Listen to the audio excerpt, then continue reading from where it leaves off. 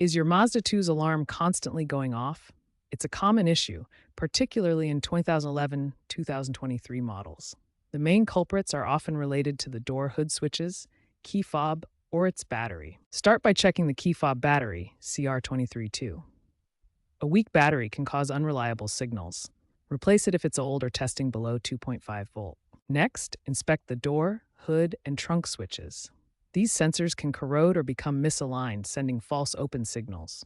Lubricate door latches and check for any visible damage. A faulty hood switch, a known issue in 2019-2022 models, may be replaceable for free at Mazda dealerships under a TSB. Resetting the car's computer by disconnecting the battery for a few minutes can also sometimes help clear false alarms. If simple fixes don't work, the problem might be deeper. Use an OBD2 scanner to check for BCM error codes, like B2270 for key fob problems.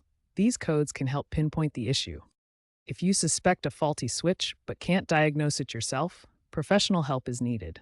Mechanics can diagnose and replace faulty switches, typically costing between $50 to $300.